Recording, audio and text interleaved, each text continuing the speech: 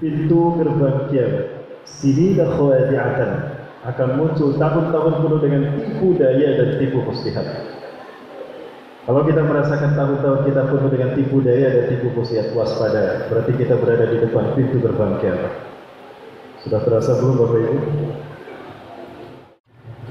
Indikatornya ada 3. Kalau kita berada di depan pintu gerbang kiamat, yang pertama, yukadzabu biha shadiq, orang yang jujur didustakan, orang yang berkata benar dibohongi.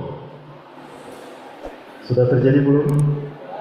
Sudah. Di negeri auto pilot, di negeri entah berantah, atau orang-orang menyebutnya di negeri 62.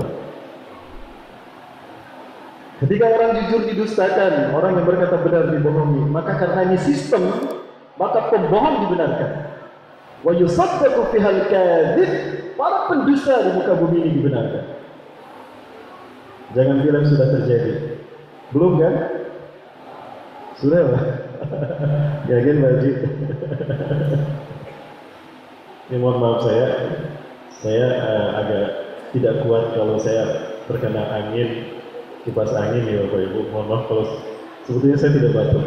Tapi kalau ada kipas angin saya suka batuk. Ini saya izin batuk dulu Bapak Ibu.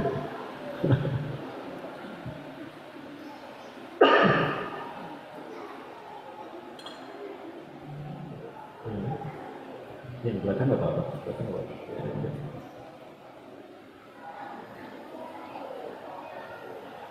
Insya Allah batuk saya bukan corona Bapak Ibu. Saya sudah tes rapid ya berkali-kali. Ini saya bawa hasil rapid testnya. Ini belum dipakai. Kemarin saya pakai yang lama.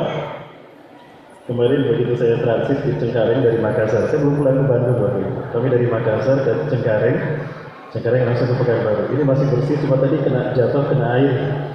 Alhamdulillah hasilnya non reaktif Bapak Ibu. Jadi batuk saya bukan corona.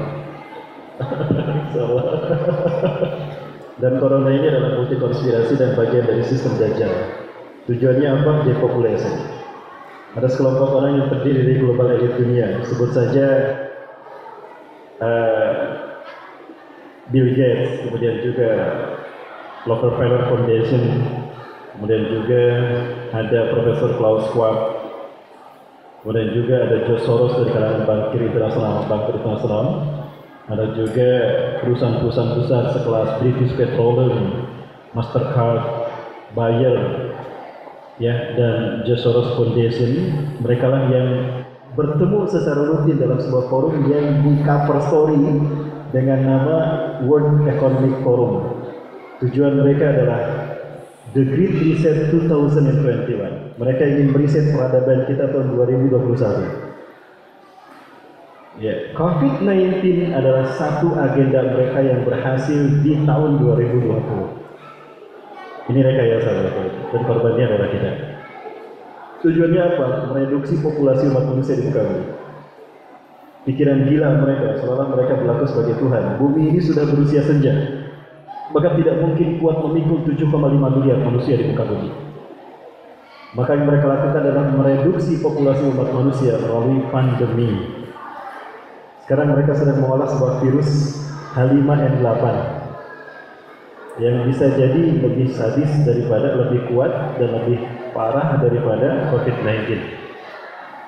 Tapi insya Allah kita punya Allah Azza wa Jalla yang tidak pernah tidur sekejap pun, yang tidak pernah ngantuk, yang tidak pernah lengah terhadap kezaliman orang-orang yang zalim di muka bumi. Baik Bapak Ibu, ya Allah. Sampai mana tadi Bapak Ibu? Sampai corona ya. Dan yang pertama tadi, orang jujur didustakan, orang berkata benar dibohongi. Maka yang kedua, pendusta dibenarkan.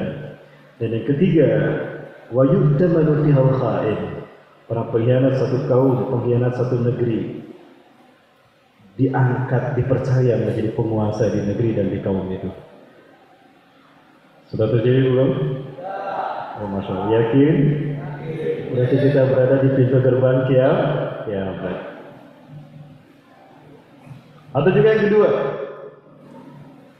matan hadis awalnya hampir sama. Baina yaday sa'ah, di pintu gerbang kiamat la ayyamun, akan muncul hari demi hari. Ayyam itu jamak taksir dari yaumun. Ya, yaumun satu hari, yaumani dua hari atau yaumain, ayam berhari-hari. Jadi bubur ayam, bubur yang sudah berhari-hari. Kenapa dibeli? Sudah berhari-hari. Ciri kita berada di depan pintu gerbang kiamat apabila hari-hari kita terdiri dari tiga hal ini. Yang pertama, yurfa'u fiha al-ilmu, diangkatnya ilmu dari muka bumi. Bagaimana cara Allah mengangkat ilmu dari muka bumi? Ya, ada ulama ahli hadis menakwilkan dicabutnya ilmu dari muka bumi adalah dengan dihilangkannya berkah ilmu itu sendiri. Setahu saya, sia-sianya ilmu berfungsi membuat orang dari tidak tahu menjadi tahu, dari salah menjadi benar, dari susah menjadi senang, dari menderita menjadi bahagia. Itu fungsi ilmu. Tapi hari ini kita lihat bagaimana media mempertontonkan kezaliman, kejahatan, kriminal justru dilakukan oleh orang-orang yang notabene memiliki sederet gelar akademik, profesor, doktor, dan sebagainya. Ya. Bahkan Rasulullah SAW menjelaskan, Inna Allah la yakul ilma minad dunya intiza'an mubasharatan. Allah tidak mengangkat ilmu dari muka bumi dicabut begitu saja, tidak. Lakinna Allah yaqbadul ilma minad dunya biqabdil ulama. Allah tidak mencabut ilmu dari dunia begitu saja, tapi Allah mencabut ilmu dari dunia ini, dari muka bumi ini adalah dengan wafatnya para ulama. Ketika ulama-ulama kita wafat, maka ilmu mereka pun pergi mengikutinya. Kalaupun mereka tidak wafat, tapi mereka dibunuh karakternya, dituduh teroris, dituduh radikal, dituduh anti NKRI, dituduh anti Pancasila, supaya umat jauh dari mereka. Sebaliknya, ulama-ulama oportunis yang dimunculkan, ulama-ulama yang disifatkan oleh Rasulullah SAW, tanda munculnya akhir dekatnya kita pada hari kiamat. Sebagaimana dikatakan oleh siapa? Huzaifah bin Yaman. Dalam sebuah hadis sahih, Huzaifah bin Yaman bercerita, "Bainama nahnu julusan 'inda Rasulillah sallallahu alaihi wasallam." Tatkala kami sedang duduk bersama Rasulullah sallallahu alaihi wasallam. Wa kana an-nasu yas'aluna Rasulullah sallallahu alaihi wasallam 'anil khair, dan adalah manusia orang-orang bertanya kepada Rasul tentang kebaikan. Ya Rasulullah, amal apa yang utama dan dicintai Allah? As-salatu fi awali waqtiha. Ya Rasulullah, ayu man ahaqqa bi husni sahabati, siapa yang lebih berhak untuk aku perlakukan dengan baik? Ummuka summa aku. Ya. Mereka bertanya tentang kebaikan. Wa kuntu as'aluhu an-syarr makhafatan ay yudrikani. Aku bertanya kepada Rasulullah SAW tentang keburukan, khawatir keburukan itu menimpaku. Orang cenderung menyembunyikan keburukannya. Ya Rasulullah, ini kata Huzaifah, kunna nanu fil jahiliyah. Dahulu kami jahiliyah ya Rasulullah. Kami mabuk, kami berzina, bahkan kami menyembah berhala. Bahkan kami mengubur bayi laki-laki kami, bayi perempuan kami hidup-hidup. Faja'ala Allah bihadzal khair.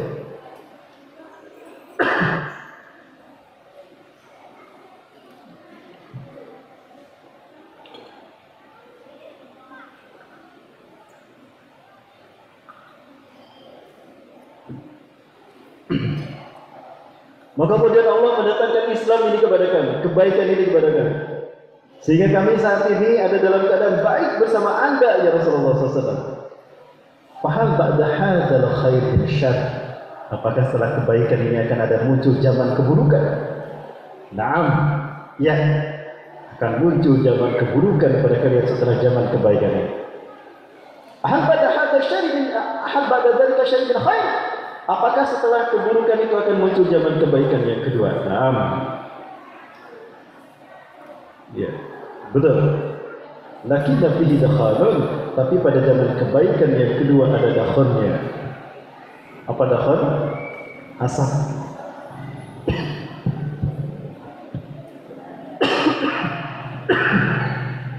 Sebentar Bapak Ibu.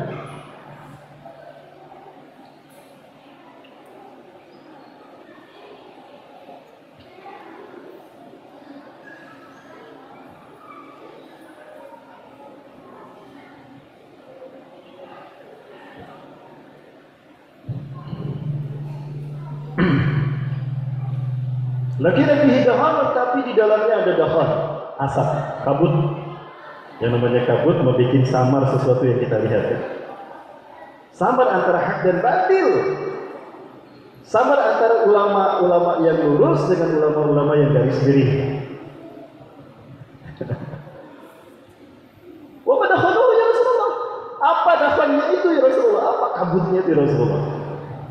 Qaumun yahduna bi ghairi haddi wa yastanuna bi ghairi sunnati. Adanya satu kaum yang memberikan petunjuk bukan dengan petunjukku. Mereka memberikan petunjuk kepada umat bukan dengan Quran. Wa yastanuna bi ghairi sunnati, dan mereka memberikan sunnah bukan sunnahku. Petunjuknya apa? Ya, logika mereka. Al-Quran hanya sebagai pemanis saja. Sunnahnya, sunnah mereka. Ada sunnahnya siapa Bapak Ibu? Ya itulah, jangan sebut nama ya. Wahabada tadi khairin min syarr. Apakah setelah kebaikan yang kedua ada lagi keburukan yang kedua? Ada kata Rasulullah. Yaitu munculnya du'atun ala abwabi jahannam, munculnya para penyeru-penyeru yang berdiri di pintu neraka, bukan di pintu surga. Man ajabahum qadhafuhum fiha. Siapa yang terkena oleh propaganda mereka, maka mereka akan terjerumus membawa orang yang terkena propaganda tadi ke dalam neraka bersamanya. Fama ta'muruni? Sifhum lana ya Rasulullah. Sebutkan ciri-ciri mereka seperti apa orangnya Rasulullah. Hum min jildatina. Mereka kulitnya sama dengan kulit kita. Pakai peci, pakai sorban, apakah jenggotnya tebal ya.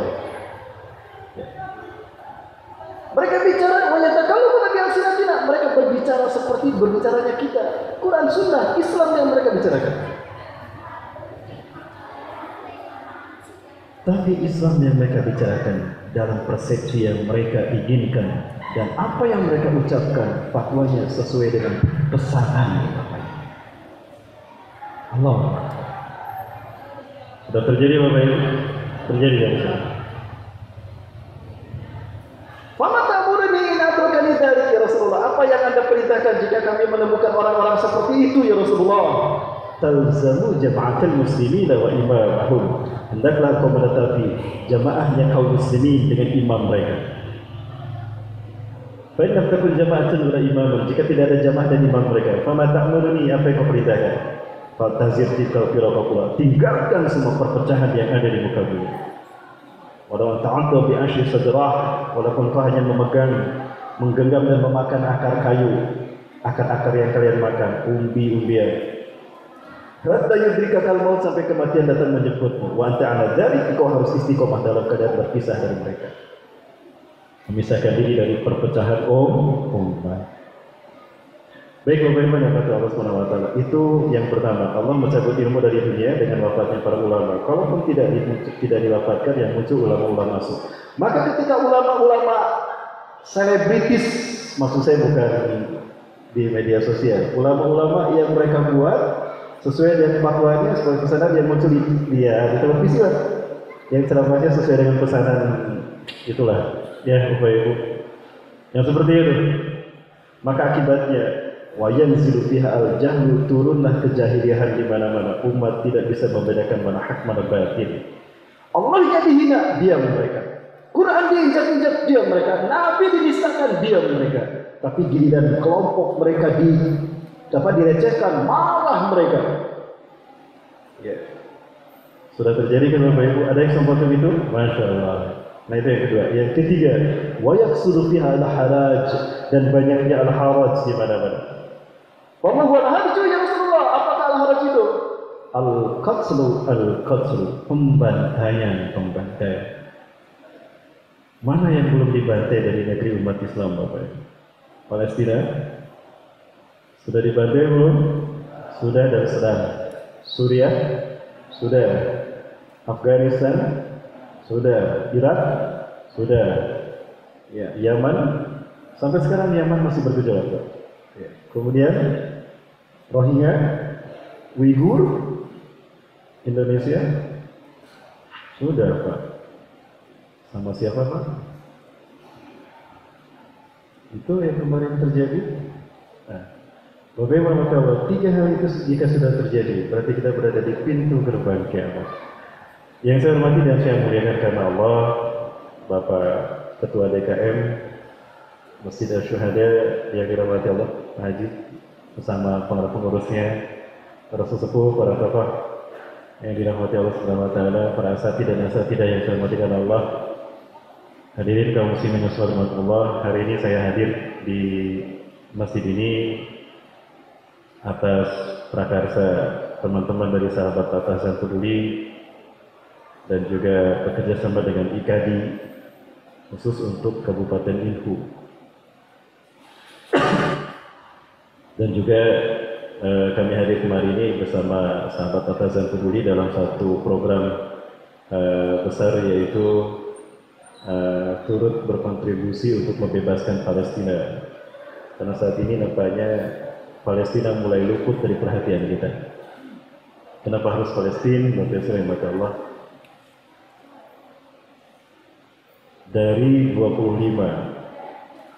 dari 28 peserta konferensi Asia Afrika tahun 1955, hanya tinggal Palestina yang belum merdeka. Hanya tinggal Palestina yang belum merdeka. Dan kita punya hutang budi kepada Palestina. Karena ketika kita akan merdeka, di tahun-tahun kita merdeka, Palestina itu memberikan bantuan yang luar biasa. Bahkan ada seorang pengusaha Palestina yang bernama Syekh Ali Tahir. Beliau menghabiskan, mengosongkan semua rekeningnya di bank di Eropa. Ya, dan itu digunakan untuk membiayai kemerdekaan kita. Nih uang saya semuanya, pakai, gunakan untuk kemerdekaan bangsa kalian. Jadi kita punya hutang budi Bapak Ibu kepada Palestina. Mereka membiayai kemerdekaan kita. Dan ketika Pak Soekarno-Hatta selesai mengucapkan naskah proklamasi, negara pertama yang mengakui kemerdekaan kita adalah Palestina. Yang kedua Mesir. Ya. Yang ketiga Saudi Arabia. Eropa belum mengakui, karena Barat tidak mau kehilangan Indonesia. Karena demikian Indonesia negara paling kaya di dunia, Pak. Kita punya emas terbaik di dunia. Ada blok Halmahera, ada blok Freeport. Yang kedua, kita punya cadangan gas alam terbaik di dunia, terbanyak di dunia. 40% geothermal bumi ada di Indonesia. 2 deretan gunung Merapi, Mediterania, Kaukasus, ujungnya ada di Indonesia Timur. Kaya kita dengan gas alam. Yang ketiga, kita eksportir terbesar batu bara. Yang keempat, kita punya tanah subur. Ada batang pohon singkong, tanam saja tinggalkan. Tumbuh tidak? Tumbuh. Suburnya bagus. Yang kelima, kita dijuluki the largest archipelago in the world. Negara dengan maritim terluas di dunia. Kaya kita dengan kekuatan maritim. Yang keenam, kita punya hutan tropis yang terluas di dunia. Sumbangsi oksigen terbesar di Indonesia. Maka Indonesia disebut paru-paru dunia. Yang ketujuh, karena kita negara kepulauan, kita memiliki eksotisme wisata yang sangat luar biasa. Devisa wisata ini luar biasa. Pertanyaannya, 7 kekayaan alam ini, siapa yang menikmati? Bangsa kita atau bangsa asing? Bukankah Undang-Undang Pasal 33 menyatakan bahwa kekayaan alam yang dimiliki negara Indonesia dari Sabang sampai Merauke dikelola oleh pemerintah demi kesejahteraan rakyat Indonesia? Betulkah Indonesia? Betulkah untuk kesejahteraan rakyat Indonesia? Atau untuk wakil rakyat? Cuma di Indonesia wakil rakyat hidupnya senang. Cuma di Indonesia wakil rakyat hidupnya senang. Rakyat ingin kaya raya, diwakili sama mereka. Rakyat ingin keliling dunia, diwakili sama mereka. Rakyat ingin makan enak di luar negeri, diwakili sama mereka. Betul-betul baik rakyat Indonesia. Ya, jangan salah pilih wakil rakyat, makanya Bapak Ibu ya. Baik Bapak Ibu, bagi Allah, perkenalkan nama saya Rahmat Baik ini. Saya lahir di Bandung tanggal 25 Februari 1976. Saya sudah menikah dengan satu pendamping.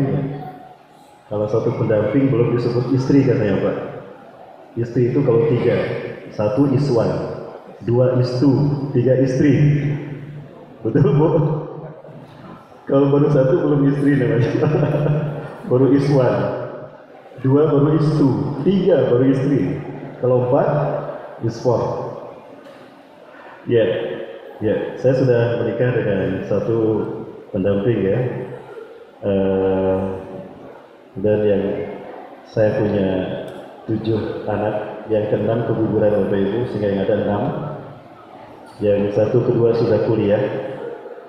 Kemarin yang ini baru pulang dari Istanbul, Turki. Yang ini kuliah di Bandung, Jawa Barat, ambil kedokteran, di keperawatan. Yang ini akhwat sedang pesantren di Zahratul Quran. Yang keempat kelima ini kembar, sekolah di Kutab Al-Fatih, kelas Formuli 3. Yang ke-6 keguguran, yang ke-7 sekarang ada harusnya 7. Jadi yang ke-6 baru 21 bulan. Riwayat pendidikan saya SD di SD Maulan Asih 10, Sejarah Cimahi Selatan, Jawa Barat, tahun 88 saya keluar. SMP Negeri 4 Cimahi Selatan, Jawa Barat, tahun 91 saya keluar. SMA Negeri 9 Bandung, tahun 94. Cita-cita saya ingin menjadi dokter Bapak Ibu, namun tidak ada kampus yang mau menerima saya untuk kuliah kedokteran. Saya diterima di jurusan kimia di salah satu kampus di kota Bandung negeri. Namun karena himmah saya lebih kepada agama, maka saya murtad dari kimia dan mu'alaf di tafsir hadis Bapak Ibu. Saya ngambil tafsir hadis di Stai Al-Fatah Demak, tahun 98 saya kembali. 2005 saya bergabung di Ma'had Al-Imarat untuk belajar bahasa Arab. 2006 sampai 2010 saya dapatkan kesempatan untuk mulazamah takhasus bersama syekh-syekh dari Gaza University. Kemudian 2010 saya dapat undangan untuk S2 di Al-Iman University, Sonaa, Yaman. Namun karena saat itu Yaman bergejolak karena ada gerakan Syiah Khawtiyah melakukan kudeta. Pimpinan Husain Badruddin Al-Khawti, Syiah. Tadinya dia Syiah Zaidiyah. Namun karena penetrasi dari Iran, mereka berubah aliran madhab marja'nya dari Syiah Zaidiyah yang tadinya bersahabat dengan kita umat Islam menjadi Syiah Rafidhah. Terjadilah kudeta berdarah. Sampai hari ini Ahlus Sunnah wal Jamaah masih menjadi ancaman mereka. Beberapa data dan dokumen masuk pada saya, kaum muslimin ada yang disiksa, ditembak dari belakang kepala. Itu kekejaman Syiah Khawtiyah. Maka kami tidak selesai melaksanakan studi ini, 6.000 mahasiswa dikembalikan ke Indonesia. Aktivitas kami bagus sekali. Kami pernah berharokat di Persis Pemuda Persatuan Islam 1994, sempat aktif di Forum Silaturahmi Jawa Sumatera, Sulawesi Selatan, Makassar, pernah memimpin Garda Anas Amanah dari Bapak Kiai Haji Aden Ali Dai, Aliansi Nasional Anti Syiah, pusatnya di Kota Bandung. Sempat bersama para pemuda yang hijrah membangun Ummah Movement bersama Babe Haikal Hasan, bersama Ustaz Zulkifli Ali, dan juga bersama Ustaz Ibna Bahtra dan Ketua DPRD Kota Bandung, Bapak Haji Edwin Sanjaya. Dan terakhir saya membina para pemuda kita, para bapak-bapak, bukan pemuda yang sudah menikah dengan Elsa Bapak Ibu. Itu barangkali, dan ini barangkali Bapak Ibu ingin mencari informasi-informasi dari saya, Bapak Ibu bisa ikuti sosial media saya untuk di follow atau belum di subscribe dan di share dan like it. Ya, jangan lupa ya Bapak Ibu ya, di subscribe. Untuk Instagramnya @rahmatbaikuniofficial, Facebooknya Ustaz Rahmat Baikuni Official, YouTube-nya Ustaz Rahmat Baikuni Official, dan Jawa Entertainment.